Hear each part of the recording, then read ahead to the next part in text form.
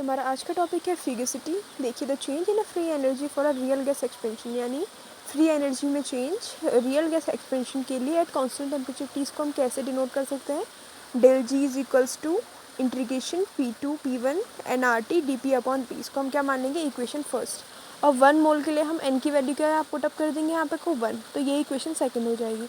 अब देखिए, equation third was applied to real gas particularly, यानी इक्वेशन थर्ड को अगर हम अप्लाई करते हैं रियल गैस पे एट अ हाई टेम्परेचर में, तो ये इम्पॉसिबल होगा इसको इंटीग्रेट करना। हम इसको इंटीग्रेट नहीं कर पाएंगे क्योंकि V does not is equals to RT upon P for real gas. Real gas के ये रियल गैस के लिए क्या होता है, इक्वल नहीं होता। आइडियल गैस के लिए होता है ना, PV is equals to nRT, तो n को 1 मान लेते हैं, लेकिन रियल गैस के लिए नहीं होता है।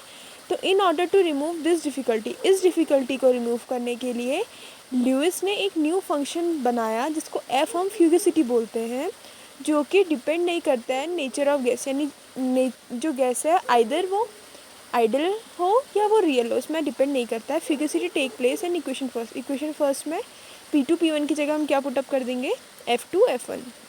उसके बाद से हम क्या कर देंगे, इक्वेशन फर्स्ट एंड थर्ड को अगर हम कंपेयर करेंगे तो क्या आएगा, देखिए फ्यूगिसिटी किसके प्रोपोर्शनल होगी, प्रेशर के। तो fugacity F play the role of pressure, यानी फ्यूगिसिटी F यहाँ पे किसका रोल प्ले करेगी, प्रेशर का। तो आप लोग को इतना समझ में आएगा फ्यूगिसिटी किसे बोलते हैं। अगर आपके पेपर में फ्यूगिसिटी आएगा तो आप जहाँ से मैंने स्टार्ट करके आप वहाँ से लिखना स्टार्ट करेंगे। उसके बाद से एज इट इज़ जैसे मैंने हाईलाइट कर रखा है जो important as a definition of fugacity है, आप उसको लिखेंगे।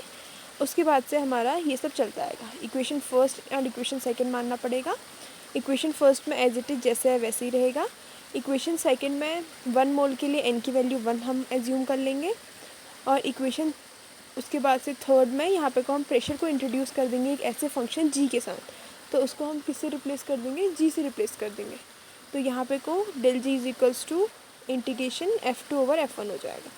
उसके बाद देखिए, जो फ्यूगिसिटी है वो प्रोपोर्शन होता है किसके, another function, thus F upon P are constant. F1P क्या होगा, कॉन्स्टेंट होगा। जैसे ही हम प्रेशर डिक्रीज करेंगे, behaviour of gas approach to ideal behaviour, जैसे हम प्रेशर को कम करते जाएंगे वो कैसा अप्रोच करेगा, आइडियल गैस की तरह।